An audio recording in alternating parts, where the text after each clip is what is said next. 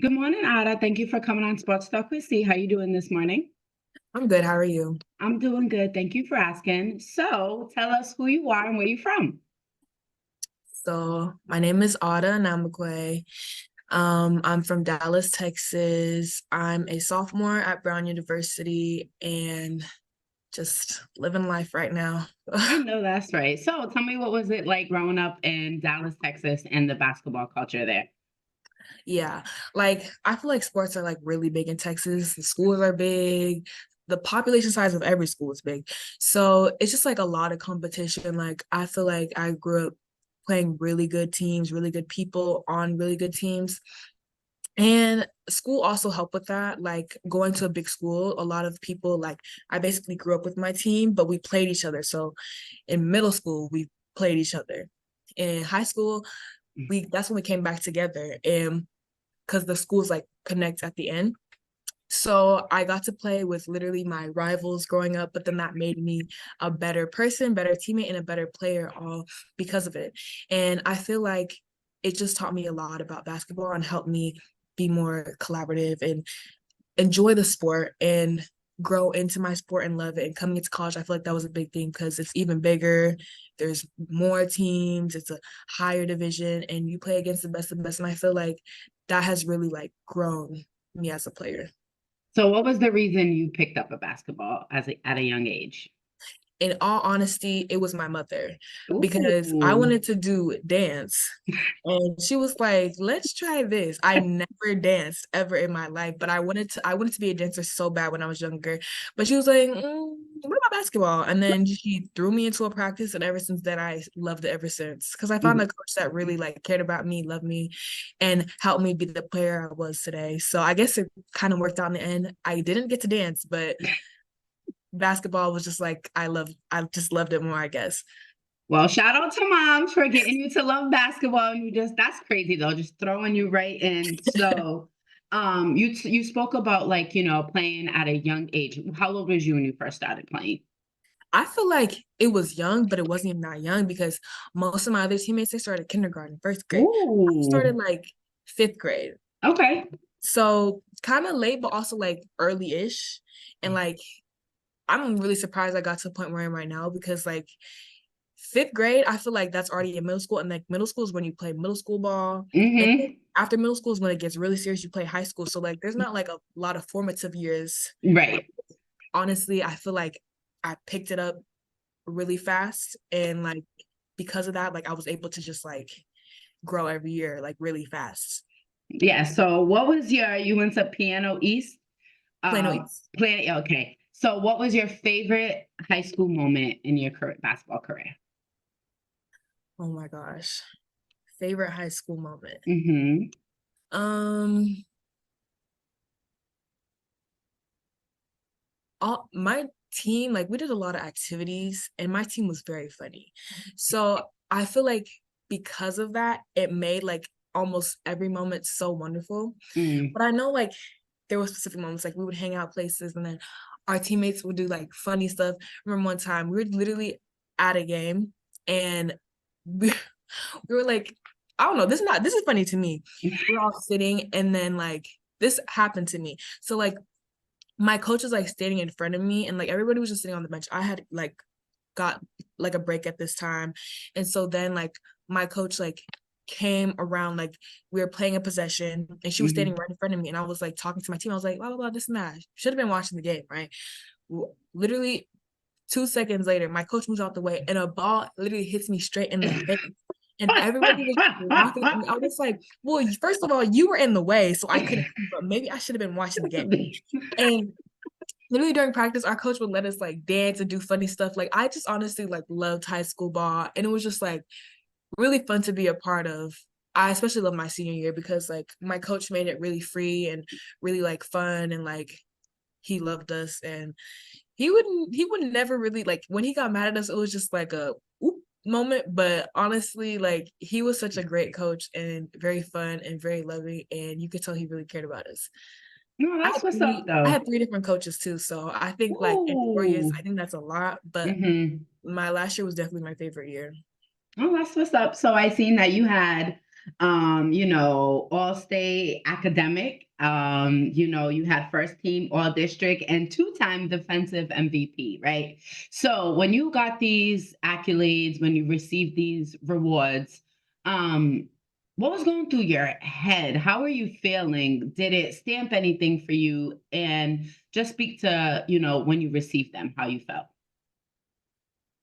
I think just when I received the awards, it just like made me nostalgic and Mm, made me think because I would have never thought I would have gotten to a place in basketball where I would even be getting awards, let alone like being part of the better side of those awards. And like basketball just made me hungry and mm, wanted to like, I knew it would get me places, but it wasn't everything to me.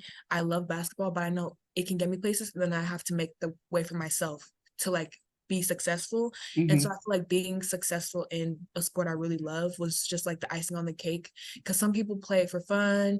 Obviously, that's why I play too, but it just feels good to like be appreciated for what you do in the sport. It makes playing it like playing the sport much more worthwhile and fun. And also doing with people you love makes it even better. Like I wouldn't have wanted to have any other way with my team. And we were a great team. So just knowing that I could get the awards on such a great team was just like a really big accomplishment for me. Oh, that's so, so congratulations on your success that you already have Thank you. put out there. But you grew up in Dallas, Texas. All the schools out there, Division One schools, big schools. How was the recruiting process where you end up at Brown University in Providence, Rhode Island? Yes. So that is a good question.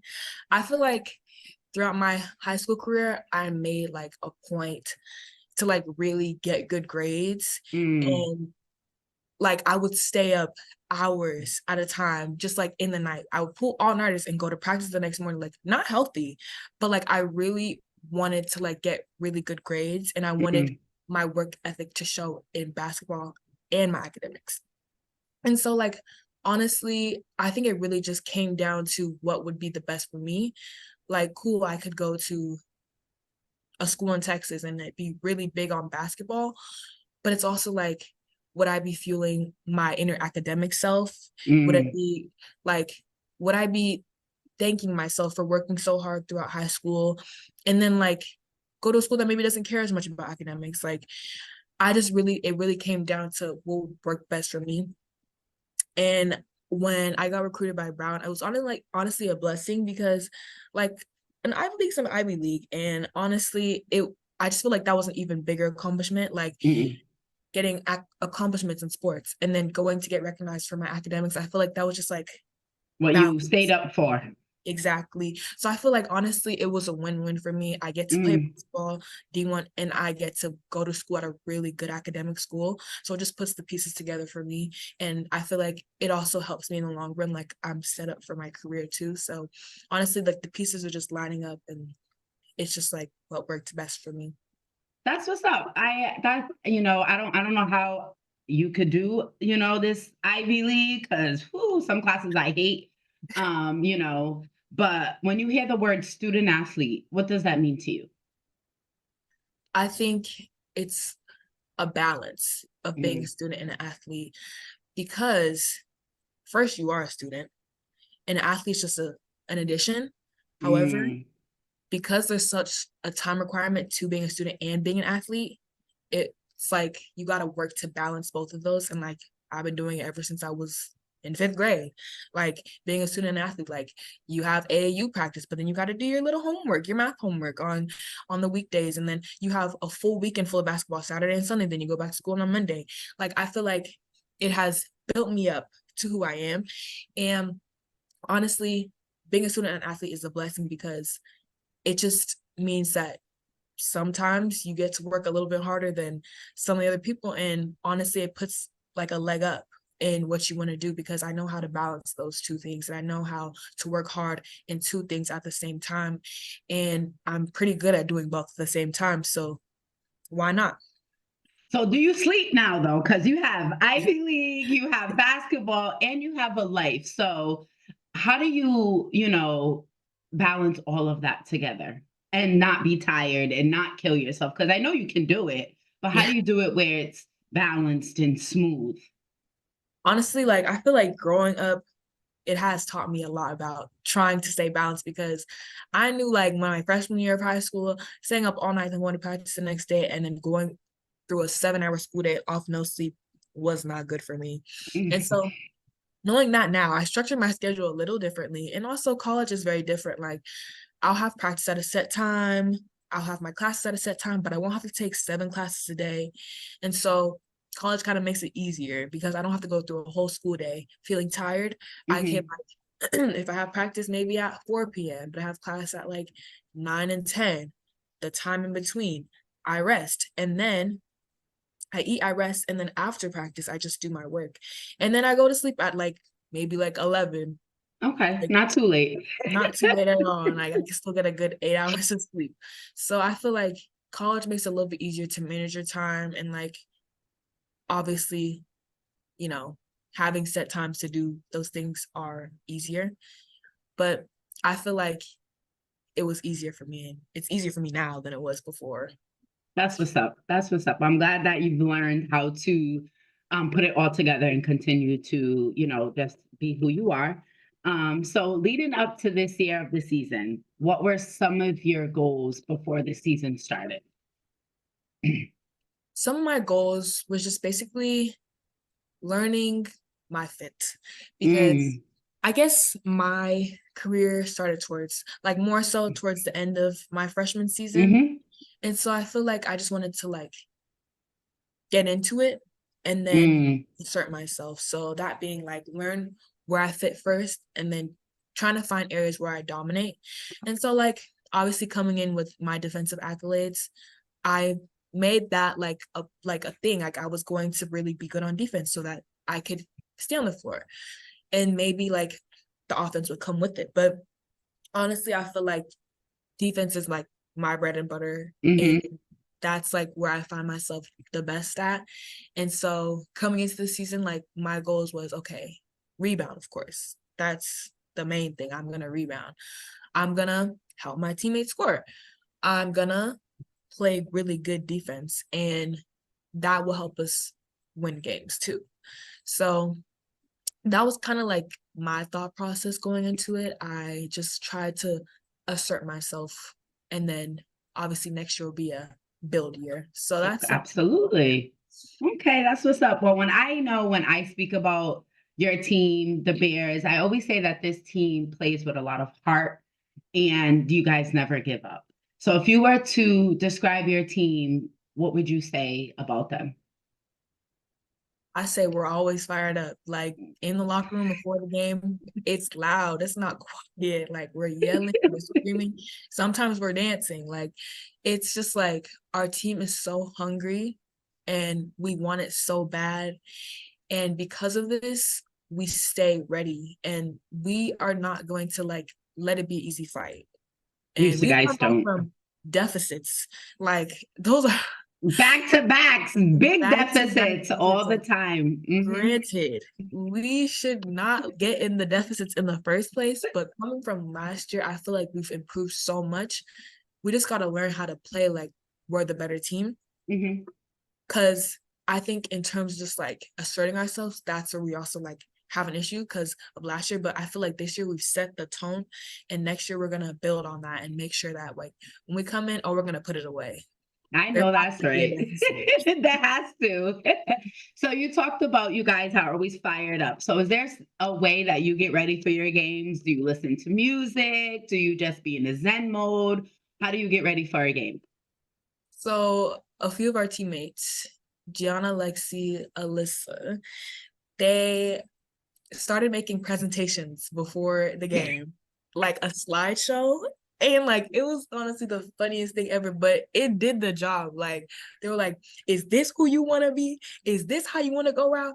And literally, it was so funny. Like honestly, it just got me hot. They were like, "Let's get this stuff done and let's do it now. Like we don't need to play around." So like I feel like the PowerPoints. Honestly, I wish I could show you one. It was honestly like the funniest, the best thing ever. Like I hope that we continue the presentations because the presentations worked. And sometimes they would have a presentation and then say, everybody get up. And then we have like a little dance circle and like dance around to like stuff. It was honestly really great and really fun. And it got you like locked in, ready to like go out and do what you need to do. I love the fact that it was not individual. It's something that you guys did as a team. Collaborative, yeah. So it just makes it, when you come onto the court, that buzzer goes off. You guys are just ready to play like you guys always are. Yeah. I just want to speak to, because I always see Coach LeBlanc. She's always lifting you guys up, saying great things. I do see her and coaching staff fired up on the bench, but just speak to how is it like, how is she as a coach and what it's like playing for her? So I feel like it's really like, just like, I just feel like the coaching staff brings like a multitude of personalities. So it helps like balance like our whole team. Okay. Coach Williams, he's the goofy one, but he will definitely be loud and be in your ear. He's not gonna let you settle for anything less. That's Coach what's up. Lee, she's very like mellow, but she'll like coach you up and like she'll tell you like this is what I expect from you. And I don't want you to deviate from that expectation because I know you can be better than I know who you are, how you can play. Coach P, he's just like he's a touch and go one. He's like one day he could be all fired up and when he's gonna be like, you need to do this, you need that like real mouth. And then Coach Devin, she's just like really nice and she just cares about us and like she makes sure that we're always good mentally and emotionally and like she That's like what's up. inner emotions.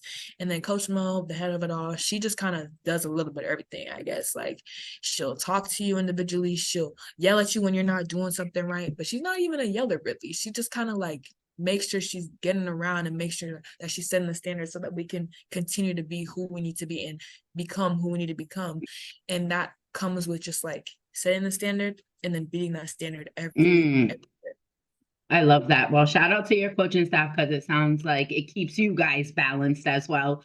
So Ivy Madness 2025 will be at Brown. How did that make you guys feel when you heard it? And I was like, now we gotta go. It's in our home. It's in our city. Like we need to be there. There's no ifs, there's no buts, there's no what ifs. No, that's gonna be us. And like that's gonna be a real big atmosphere to be around. Like we deserve that, especially if it's in Yes, our you do. home. We deserve to be a part of that culture and just be a part of that madness. I just feel as though it shouldn't be like if you get, the top four spots. I feel as though it should be like other, conferences where everybody makes the tournament and you have to play to get to the spot. I just don't understand why Ivy League does that. Only the, top four teams get in. You can make a full weekend out of it, having first round, second round, third round, because, some teams may be off one day. Yeah. And look at Georgetown in the Big East. They made it all the way to the Big East championship game. Granted, they didn't win, but the fight, the journey went, to get them to a championship game, first in history, especially after their coach passed. God rest her soul. But it's just like that's how Ivy Madness should be because you never know. You guys could come. The way I say, you guys play with a lot of heart. Came and upset it anyone. Exactly. And you guys just by a margin. So I just don't think that is fair because I deserve everyone has a chance to prove to every team in Ivy League, like don't forget about us now. Don't get comfortable. Right. And I think you guys did that all season long between the back-to-backs, beating deficits. Like that's why I describe you guys always playing with a lot of heart and you guys never give up. Even when you're down 11-12 in the fourth quarter, you guys still do not give up. So after this season, what is that 5-year-old girl, not 5-year-old, fifth grade year old girl saying to you, like looking back then to now? I think honestly, because there's not much time left, 2 more years, and that's the end of college ball. I just genuinely just want to play freely and like the reason why I started, didn't know why I started, but I found that reason. I want to play for that and like know that like it's not all mental. There's like an emotional tie to the game and the reason why I came to play and I stayed playing is the reason why I want to finish playing and how I want to finish playing. Like, I want it to be just fun. I want it to be free, and I want it to be me. Yes, I love that because that's my whole little thing. Be free, be you, and it will always work out. So, from what can you take from this season and bring it with you to next season? I think I'll take that it was a ride, and like Mhm. it was a work hard ride. Like, you can't just be comfortable. Like, you got to stay ready so you don't have to get ready. And I Facts. feel like because we got ready during the season, like, we need to continue that and be even more ready for next year. And that comes with playing how you play this year, but even 10 times better. Like, you have to work to improve every year. And so, like, that's what my summer is looking like. I'm going to just grind and make sure that I'm maintaining and excelling in what I'm doing. And honestly, I feel like as a team, we don't, like, because we're so hungry, that's not a problem for any of us. Like, we come conditioned, we come ready to come and play. So I feel like that's how I'll take the summer, and moving on to next year, I'll just like build off of my season this year. Stay on the defensive end, fifth and block shots in the Ivy League. I love that because I feel as though the only way you can win championships is on the defensive end. So continue being a problem on the defensive end. But if you had 24 hours to work out with anybody in the sports world, who would it be and why? Um, that's a good question. Honestly, I feel like it would just be like a real like cool experience to just like see and like work out with LeBron. I feel like What? that's basic, but like Yes, honestly, let's go. if I Let's would go with go. anybody, it'd be LeBron, because I feel like he would teach me so much about like unlocking skills I didn't know I have. I see some of this things he does. I'm like, I wish I could do that. Like, he just plays so versatile. Like, he plays with so much versatility, and I love that. Like, I want to be a more versatile player, and I feel like Mm. he would be my way to go. He Oh, would be my way that is to go. what's up. Because I love Brown. Brown's my favorite player. So to hear that, this is my second interview this week where someone said LeBron James. So I love that for I mean, you. the And GOAT. hello. And we're gonna speak this into existence because we definitely need to have a sit down with Mr. LeBron James. So what are your top three basketball movies of all time? um, well, first of all, loving basketball. That's a given. Um, I'm not gonna say no High School Musical, but like honestly, I grew up on that. So You're not, someone else said it before, so you're good. I grew up on that. Like, literally, I was I just like literally growing up watching Disney Channel. You has how I watched High School Musical. Right. And what's the other one with the twins? And they got that crazy shot at the end. What's that one? Oh They're yeah. playing basketball and they're moving. I just seen it the other day. That was always a good one because I was a Disney girl too. So I know exactly what you're talking about, but I definitely forgot what the name is. Honestly, Double Trouble, was it? Double Trouble. I grew up watching that too. Yes. Oh my gosh, that was such a throwback. That's how Throw. far it is. I can't even remember the name. I grew up watching that too. That was a good one. So what's your third basketball movie? Honestly, I don't know if I have one. Like, I feel like those two are just top for me. Okay. All right. That's fair. That's fair. Well, we got to get you to watch some other ones. There's Above the Rim, there's Sunset Park, White Man Can't Jump, just the old one. I Um, did watch that one. It the was old pretty one good. or the new one? Both of them. Okay. I'm a classic girl, so I'll stick with, I feel you. I'll stick with the older one. It just was better than this one that came out. But if the game was tied with 5.6 seconds left on the clock, would you rather win on a defensive end, either a block shot, steal the ball, or would you rather win on the offensive end and score? I'm going with defense. I remember Yeah. when we played Georgetown, we had one more possession to just like literally close out the game. And it was just so good to like feel like we could just do that.